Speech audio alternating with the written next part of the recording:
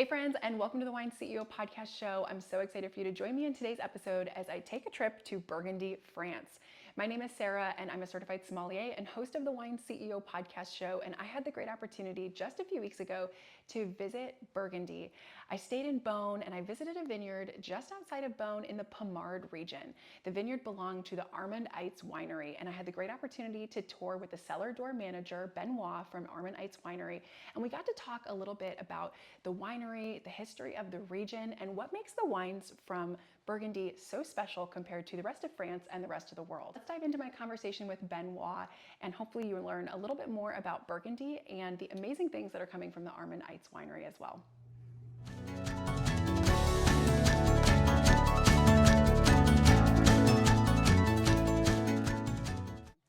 Well, hi, Wine CEO podcast listeners. I'm so excited because I'm in the beautiful region of Burgundy, and today I am with Benoit from Domaine Armand Heitz, and we are learning all about Pommard and the Burgundy region. So Benoit, welcome so much to the Wine CEO. Thank you very much. Welcome everyone, and welcome to Armand Heitz Vineyards. Thank you. It's beautiful. So we are in Pommard, and we're in this beautiful clos. Can you tell me a little bit about the region that we're standing in and kind of the historical significance of this clos vineyard? Yes, so we are in Cote de Beaune, so one of the best parts in Burgundy appellations with Côte de Nuit. Côte de Beaune, you start at the north of Beaune and you go all the way down to Centenay, Les Maranges villages area. You have a main production of white wines, but of course we're in French, so we make a lot of rules and a lot of exceptions. So here in Pommard, we produce only red wines. The same as Volnay, the village just close to it. So actually, most of our plots are located in Côte de Beaune. Côte de Beaune has been well established for white wines, as I was saying, because you have mainly Grand Cru in whites here. You have 8 Grand Cru in Côte de Beaune, and 7 of them are whites actually. And yeah, that's it. No, that's amazing. So you were telling me a moment ago that the significance of something being called a clos has to do with these beautiful walls, the historic walls around the plot. And this is something that I've seen all throughout Burgundy, and I know there's a lot of historical significance to it. So can you share that with our listeners? Yes, so a clos, it's a plot that is walled. Clos comes from the Latin claudere, which means closing. So most of the clos are walled by a wall, but some can be enclosed by a hedge, by hedges, or sometimes you have the walls that disappeared, but the history proved that it was a clos, so then you can keep the name. This is a particularity here in Burgundy because you don't have many clos. Basically, the best plots were enclosed to protect the harvest from cattle freely grazing in the village during the Middle Age, or even from thieves. Nowadays, it's more part of the patrimony. You can say that you have a little bit of influence because the stones will keep the heat during the day and release it back at night, so you have a warmer temperature, but still this is very localized. One of the most famous clos is Clos de Vougeot. It was built by monks, so they were the first to really spot the best plot and establish this clos. You can find clos in other regions, but for sure it's a big part of Burgundy pride and history. And it sounds like, from what you were saying earlier, you can't just put walls up around a plot today and call it a clos, right? There has to be that historical significance. Exactly. No cheating is possible. You can't build a clos and hope having the appellation because this is a protected designation by the European Union. So you need to comply and have a history that proves that it was established way back in time before. That's amazing. I love the history. And some of the vines here, I mean, are so beautiful. The trunks, you can see they're so large. And you were explaining that some of these vines are, I think you said 60 to 70 years old, right? It. It's incredible. Yeah. Now, this plot, you also said, while Armand has owned it now for quite some time with his family, there's a large history from this plot as well for who owned it previously. Yeah, exactly. So Le Clos des Poutures is actually in Les Poutures plot, inside Les Poutures plot. This is the particularity of several clos in Burgundy. They are part of a bigger plot. Le Clos des Poutures is quite special for several reasons. The first, it's a monopoly. So we are the only owner of the entire inside of the clos, whereas if we compare with Clos de Vougeot that I just mentioned earlier, Le Clos de Vougeot is 50 hectares big, and you have approximately 60 producers sharing the inside. But if you count also the selling of the grapes, you can find the wine by 85 retailers actually.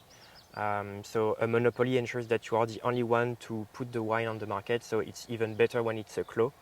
And it's also particular because Le Clos des Poutures is the wine that decided Armand to take over the family winery.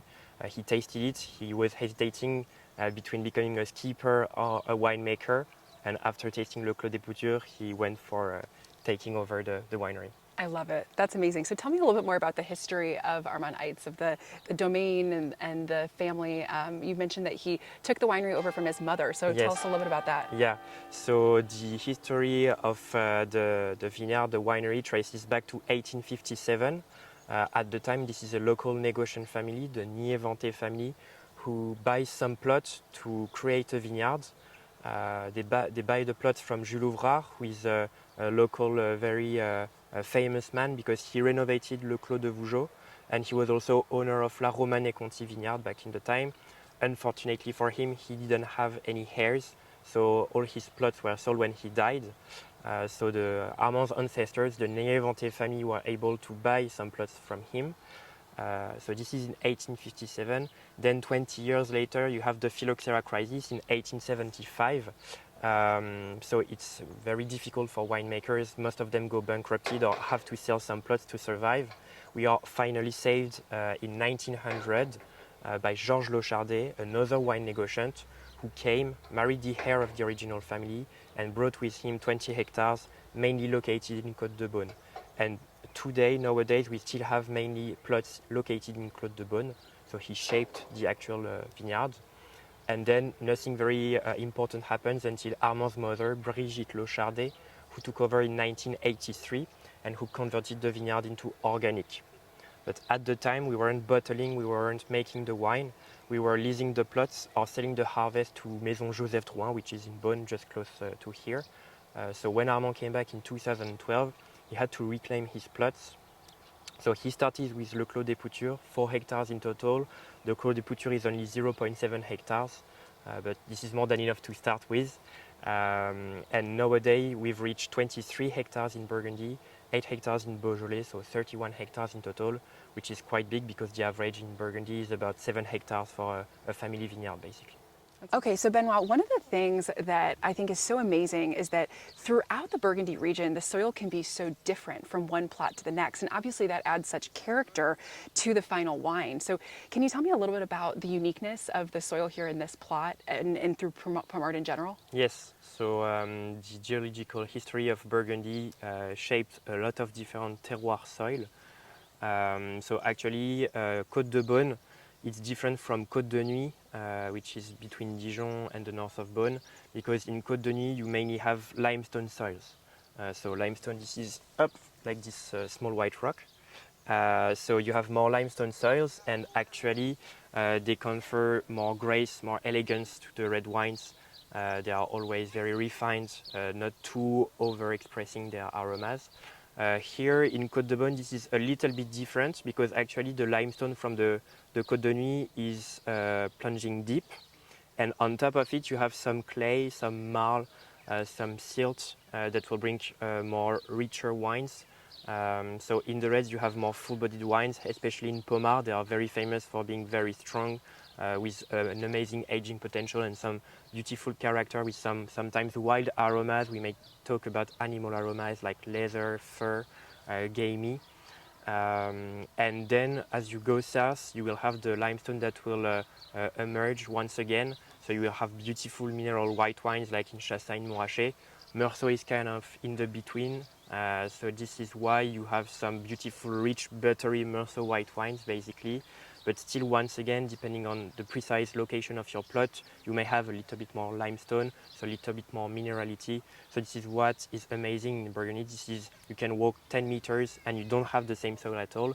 For example, in this plot, you have one limit in the middle that will differentiate 2 different soil matrices.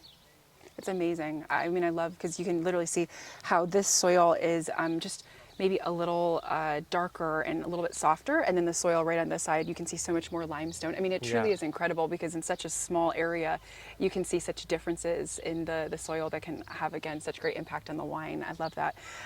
Also, these nets are very interesting. Can you tell us about Yeah. these nets? So the nets are part of a small experiment that started 3 years ago. This is still an experiment because they are designed to protect the harvest from hailstorms, actually. The issue is that it's not fully authorized yet by the administration, so it's tolerated as a trial. So we put it on a small part of the plot to still see if it has any effect. Actually, we had some hailstorm yesterday, but not too significant, so it's still under proof, actually. And we have two reasons why it's not authorized yet at a full scale. The first one is that imagine that on the whole vineyard, this will badly impact the landscape. And the second one, it's not very obvious today because we don't have much sun, but they provide additional shadow to the vines. So some wine growers, some scientists might argue that you are mitigating the local weather conditions, and weather is part of the terroir, so you are not really making a terroir wine anymore. It's all about a compromise in the end because sure, if you mitigate the condition, you change the aspect of the wine a little bit, but if you lose your whole harvest, then you don't make any terroir wine at all. Sometimes it's part of the game, but this is why it's still being discussed because nowadays with global warming, we are trying to find solutions in agreement with the administration to make the wine industry more sustainable and able to face these extreme events like frost, hailstorms.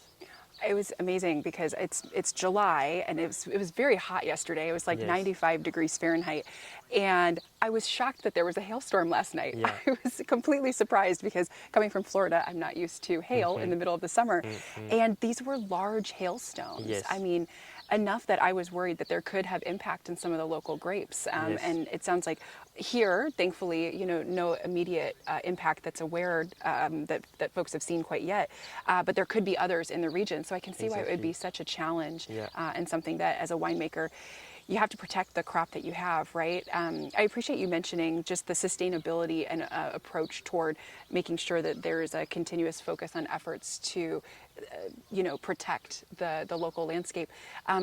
You mentioned that Armand's mother converted the plots to be organic. So are there any other kind of sustainable measures that Armand is looking at or anything that's been a focus of the winery? Yes, so the organic management has changed a little bit. Actually, we are not certified organic anymore. Since when Armand took over, he had to start the winemaking facility, and actually he is working all the plots now that he owns. So we have actually 30 different plots divided on a 20 kilometers long area. So in organic, in some bad years when you have too much rain, you will have to treat more often, up to 3 or 4 times a week. So it's not doable on 30 different plots. We have different tractors, but still we are not enough. And it's not even smart because you will have a higher carbon footprint because you consume more gas. After rolling several times in the same plots, you will compact the soil, so it will asphyxiate the fungi, the worms that are working in the soil. So we are still influenced by those practices. Armand started with also some biodynamic practices. We are not certified, so we don't communicate about organic or biodynamic anymore, but we communicate about permaculture.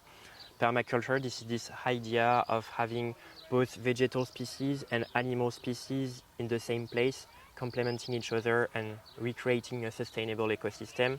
So here, basically, just 2 days ago, we had cover crops, we tilled it. But we had alfalfa, which will bring back nitrogen to the soil. We had Asian radish, which makes a big bulb, so it naturally decompacts the soil. So you have more water, more oxygen going deeper, so then more fungi, more worms.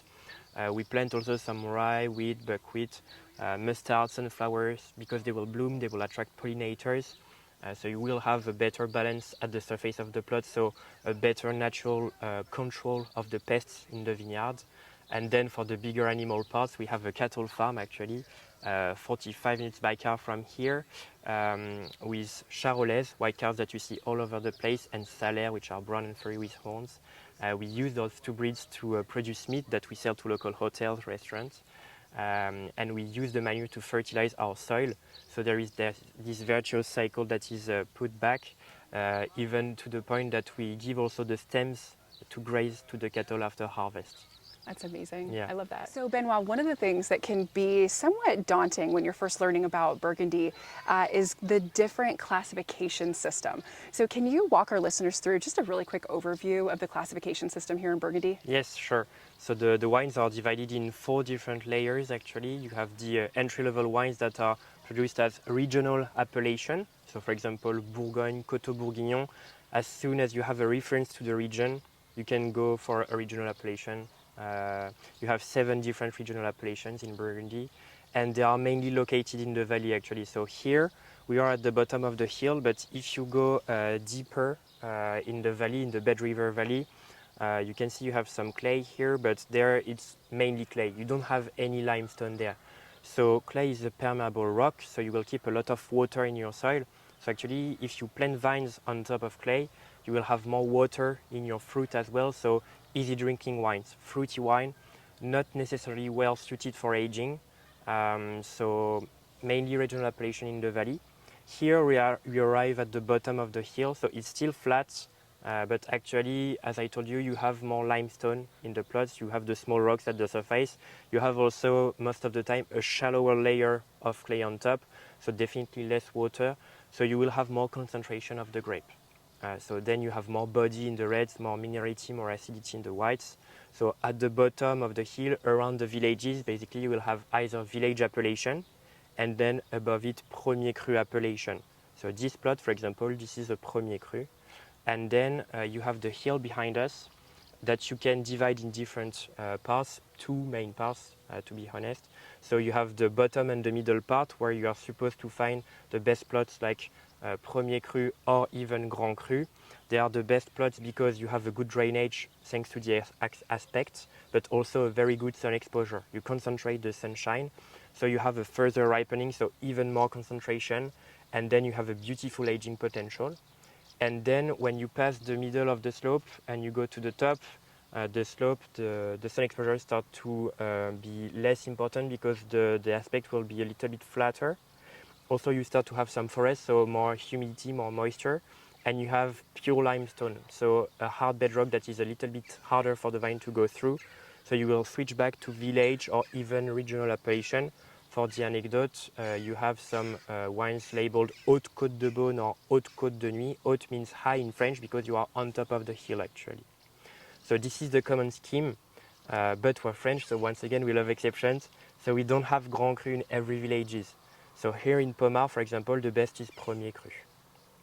I love that. And thank you for mentioning that because I think a couple things. Often folks will look in general at a region and decide if it's age worthy or not. So I love that you mentioned that even within Burgundy, there are certain areas where because of the typicity of the soil and the way that the grapes are grown, they may not necessarily be great for aging, right? They're going to have a little more water content. They're a little more fruity. And so they will be great within, let's say, 5 to 7 years, maybe even 10 years, but you don't want to age it for 20 or 25 years, right? Exactly. But then there are some within the region that are perfect for aging that long as well. So it's good as a consumer to know that so that you can keep an eye out for or ask the winemaker or ask someone in the industry who can help you understand which wines are perfect for aging and which ones are ones to be enjoyed very quickly. The other thing that I love that you mentioned was the classifications are tied to the soil, right? Yes. And I think that's so unique because in some regions around France and even around the rest of the world, certain classifications are given to wineries that are considered to have outstanding wines. We think about Bordeaux, for example.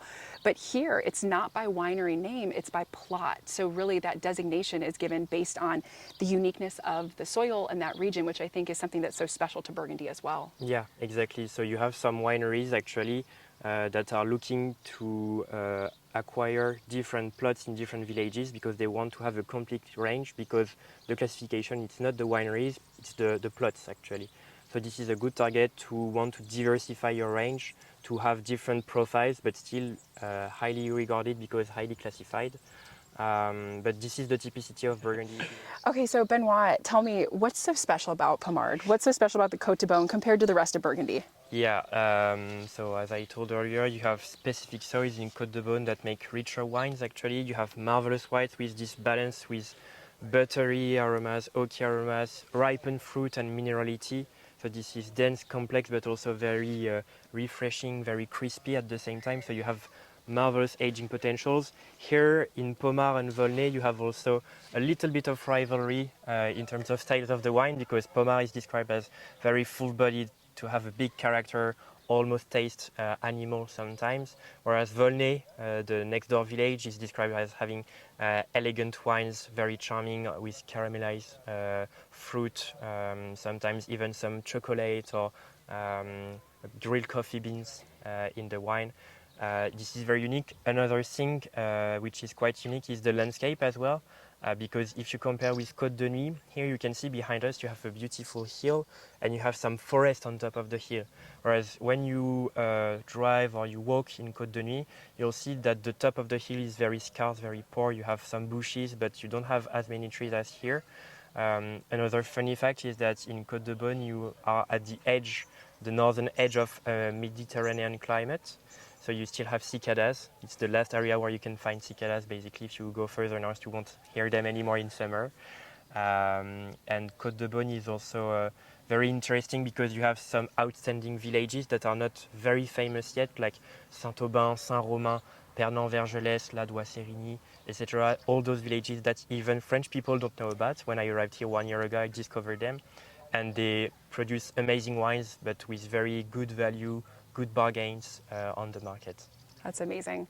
How about wine tourism? I mean, I found it to be really easy to get around here in Burgundy, and I found wonderful wineries to visit and so many people that are so hospitable and warm and welcome. But, for folks who don't speak French, I don't speak French, so it's been fine. But for those who don't speak French or who have never been to the area, what would you say to encourage them to come visit?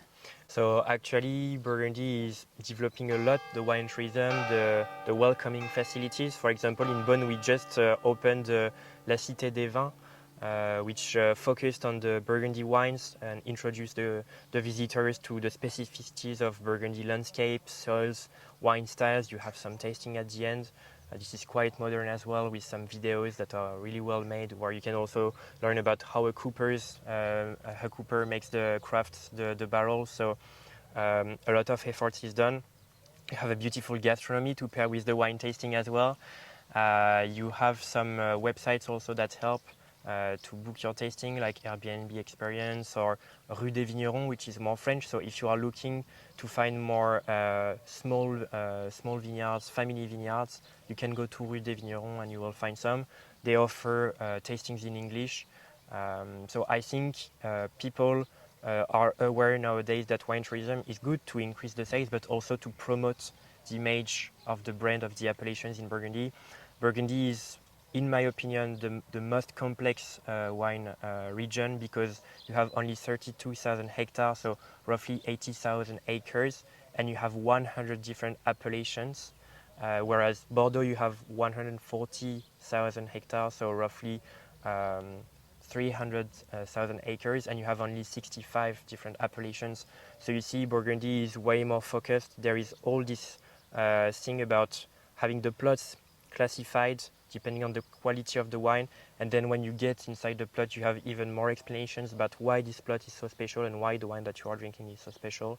And everything is possible because nowadays we have more and more information, books, videos available. So even if you're a little bit intimidated, for example, here at Armand Heitz, we always adapt to the consumer. We try to understand how high are his knowledge about the wine, and then we'll introduce him as best as we can regarding what he expects.